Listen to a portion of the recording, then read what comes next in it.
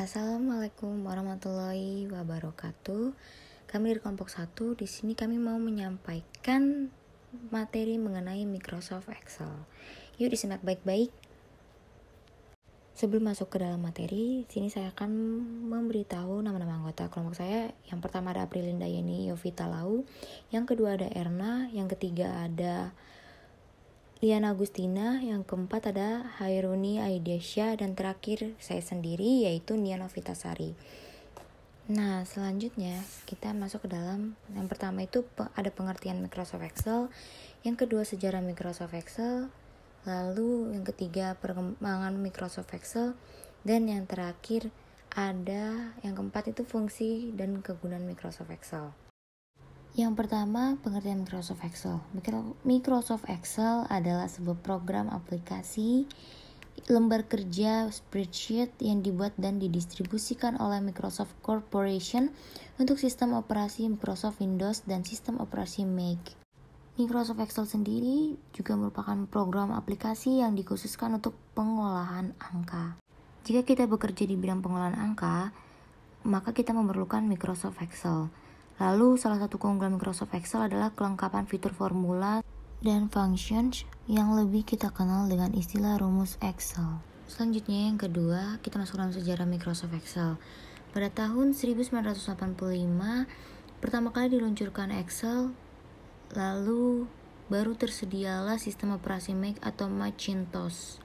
Di tahun berikutnya, 1987, barulah diluncurkan Excel dengan sistem operasi Windows yang dinamakan Excel 2.0. Di tahun berikutnya, pada 1988, Excel berhasil menggeser pesaingnya dan menjadi software spreadsheet yang sangat populer dan handal. Lalu di tahun 1993, Excel memiliki bahasa pemrograman Visual Basic for Application atau VBA yang berfungsi untuk melakukan otomatisasi. Microsoft Excel terdapat dua versi, yaitu versi 11 atau Microsoft Excel 2003 yang menggunakan ekstensi .xls. Lalu mulai dari Microsoft Excel versi 12 atau Microsoft Excel 2007 yang menggunakan .xlsx. Selanjutnya, fungsi utama program Microsoft Excel adalah sebagai aplikasi atau software pengolah angka. Fungsi atau kegunaan Microsoft Excel dalam pekerjaan sehari-hari lainnya diantara lain yaitu 1. Membuat, mengedit, mengurutkan, menganalisa, dan meringkas data. Yang kedua, melakukan perhitungan aritmatika dan statistika. Yang ketiga, membantu menyelesaikan soal-soal logika dan matematika.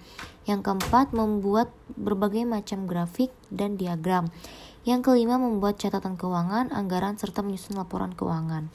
Yang keenam, membuat daftar hadir, serta daftar nilai sekolah maupun universitas, dan lain sebagainya. Sekian pengenalan materi mengenai Microsoft Excel dari saya. Selanjutnya akan disampaikan mengenai rumus-rumus yang terdapat pada Microsoft Excel oleh rekan-rekan anggota dari kelompok 1. Yuk disimak baik-baik. Assalamualaikum warahmatullahi wabarakatuh. Saya Aprilinda Yeni Yovita Lau. Di sini saya ingin menjelaskan mengenai rumus Excel pada sum dan average. Pertama-tama yang ingin saya jelaskan yaitu rumus sum. Sum adalah yang digunakan untuk menjumlahkan data pada range. Sum sendiri juga merupakan rumus yang paling familiar dan paling sering digunakan di antara rumus-rumus lainnya. Adapun fungsi range-nya adalah di sini sudah ada beberapa data yang akan kita jumlahkan. Fungsi sum sama dengan dalam bentuk kurung, kemudian kita blok range data yang ingin kita gunakan, kemudian enter, dan kita melihat hasil dari fungsi sum-nya seperti ini. Lalu yang berikut, rumus average. Average digunakan untuk mendapat nilai rata-rata dari kumpulan data pada suatu range. Kita mencoba di sini kita mencari beberapa nilai rata-rata dari mahasiswa ini. Sama dengan average buka kurung, kemudian kita blok data yang ingin kita cari, nilai rata-ratanya. Kemudian tekan enter. Nah, seperti ini jadi nilai rata-rata pada fungsi range atau daftar nilai, yaitu jumlahnya 84,714.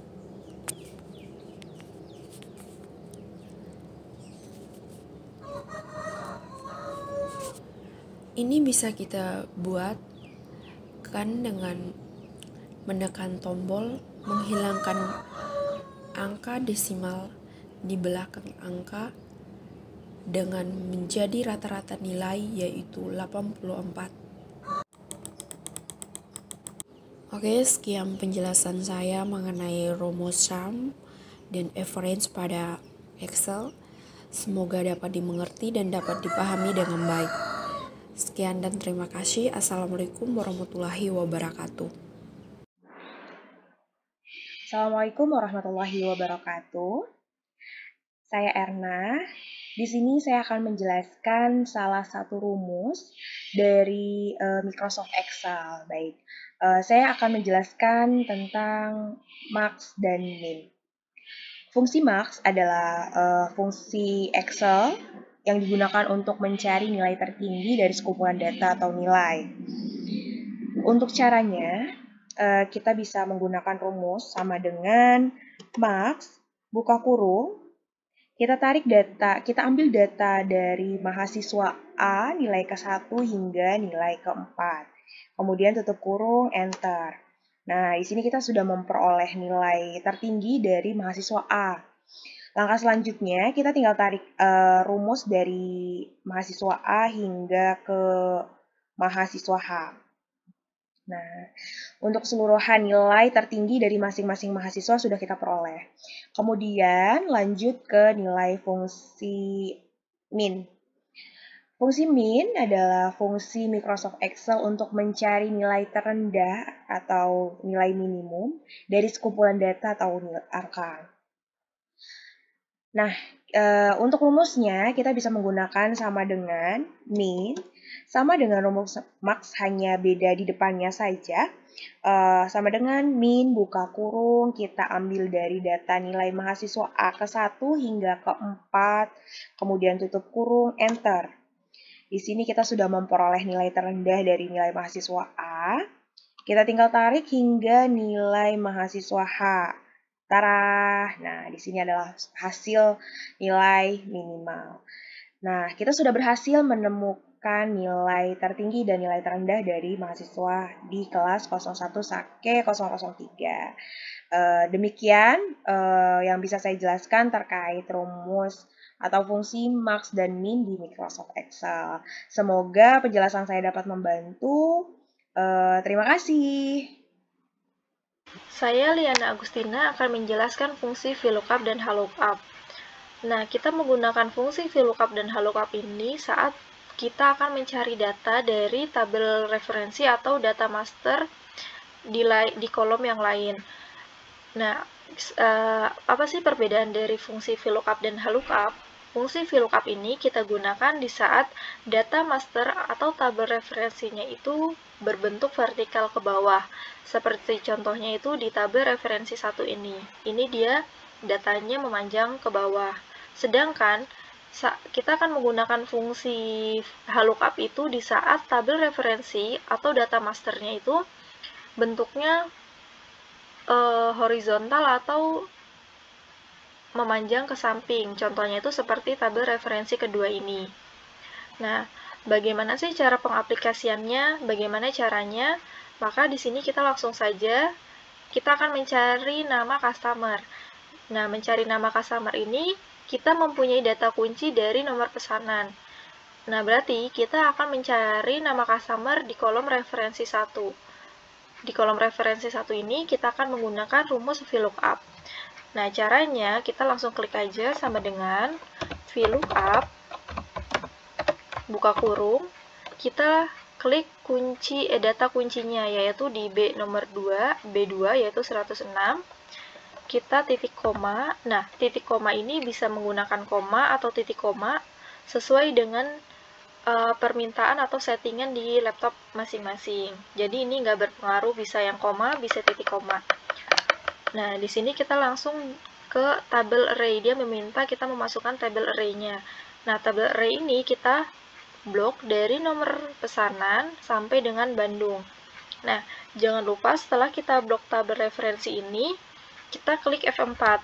Fungsinya itu untuk mengunci tabel referensi ini agar saat kita menarik rumus ini ke bawah, tabelnya tidak akan berubah. Lalu kita titik koma lagi, cool index number, yaitu tempat data yang kita cari itu berada di kolom keberapa. Ini kan nama customer ada di kolom nomor 2. Langsung kita klik 2. Habis itu kita titik koma lagi. Nah, di sini ada pilihan true dan false. Nah, ini di sini kita akan memilih false karena kita akan mencari data yang sebenarnya atau data yang sesuai dengan apa yang kita cari. Maka kita bisa langsung ketik false, atau lebih gampangnya itu kita ketik 0 aja. 0 sama dengan false. Langsung habis itu kita tutup kurung. Lalu kita enter. Nah, di sini muncul nama Fiona. Kita cek apakah 106 itu nama customer-nya adalah Fiona. Nah, kalau emang sudah benar, maka kita bisa langsung tarik ke bawah. Nah, ini karena nama customer-nya sudah muncul. Di sini kita mencari domisili. Domisili masih di tabel referensi 1, maka kita masih menggunakan rumus VLOOKUP. Kita sama aja kayak tadi, caranya sama dengan VLOOKUP. Buka kurung. VLOOKUP value-nya kita masih sama, 106, titik koma. Tabel referensinya kita blok. Lalu jangan lupa klik F4-nya, titik koma lagi. Nah, ini kolom domisili itu kita lihat ada di kolom keberapa. Ini ada di kolom keempat, maka kita klik 4, titik koma lagi, kita klik 0, tutup. Nah, nomor pesanan 106 bernama customer-nya Fiona dan domisilinya ada di Palembang. Kita cek dulu apakah ini tuh benar gitu kan. Jadi kayak kita buat mastiin apakah rumusnya itu tuh benar atau enggak. Takutnya kan kita ada salah ketik atau bagaimana. Nah, ini kita cek 106 Fiona Palembang. Nah, kalau udah sama, berarti kita langsung, kalau udah benar, kita langsung tarik aja datanya ke bawah. Nah, kalau sudah, kita cari lama pengirimannya. Nah, di sini, di tabel referensi 2 ini, kita nyarinya dari kota atau domisili. Maka nanti data kuncinya akan berubah dari nomor pesanan menjadi domisili. Di sini kita menggunakan rumus VLOOKUP. Kenapa? Karena seperti yang saya jelaskan tadi, rumus VLOOKUP kita gunakan saat tabel referensinya itu berbentuk horizontal atau memanjang ke samping. Di sini kita klik aja sama dengan VLOOKUP. Buka kurung. Nah, lookup value-nya itu kita ke domisili. Kita klik yang Palembang, tutup kurung, titik koma. Kita blok yang tabel referensi 2 ini. Jangan lupa tekan F4. Nah, lama pengiriman itu ada di kolom kedua. Habis itu titik koma lagi, kita klik 0, kita tutup. Nah, kita lihat apakah ke Palembang itu lama pengirimannya selama 2 hari. Di sini udah benar ya, berarti langsung aja kita tarik ke bawah. Nah, ini udah selesai. Jadi, begitu contoh dan cara penggunaan fungsi VLOOKUP dan HLOOKUP. Semoga penjelasan saya tadi dapat membantu kalian semua. Terima kasih. Assalamualaikum warahmatullahi wabarakatuh. Perkenalkan, nama saya Hairunida Yasha. Saya ingin menjelaskan apa itu rumus if. If adalah rumus Excel yang digunakan untuk menguji logika suatu argumen. Sebagai contoh, kita bisa lihat tabel nilai ini. Seperti yang kita lihat, tabel tersebut menyentuh siswa yang lulus dan tidak lulus berdasarkan nilai yang mereka dapat. Karena syarat untuk lulus adalah mendapat nilai lebih dari 75. Maka rumus yang digunakan adalah klik sama dengan if buka kurung klik nilai atau C3 lebih besar dari 75. Ini kan seperti dengan ketentuan. Habis itu kita beri titik koma. Kita klik yang value if true, yaitu apabila lebih dari 75 maka lulus. Terus tutup kutip lagi, habis itu titik koma. Nah, setelah ini kita masukkan nilai value if false-nya atau keterangan yang salah kita ketik. Kita kasih tanda petik lalu tutup kurung. Lulus itu nilai yang benar ya. Kalau tidak lulus nilai yang salah. Habis itu kita tarik rumusnya ke bawah.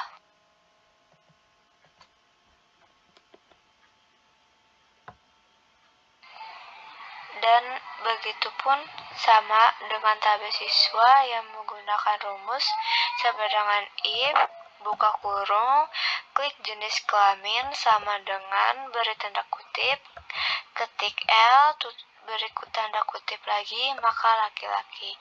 Kemudian selain itu perempuan tutup kurung. Kenapa kita pakai sama dengan? Karena di ketentuan itu apabila kodenya L maka laki.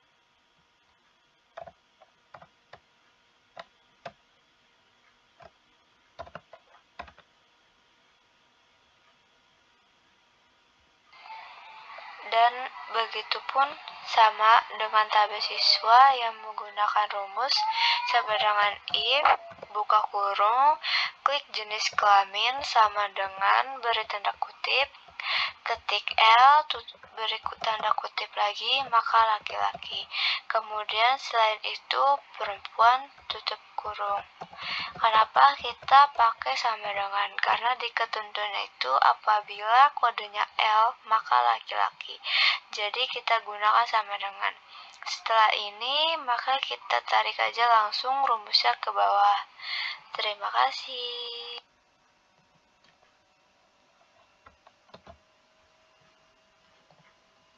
Tiba di penghujung video kali ini.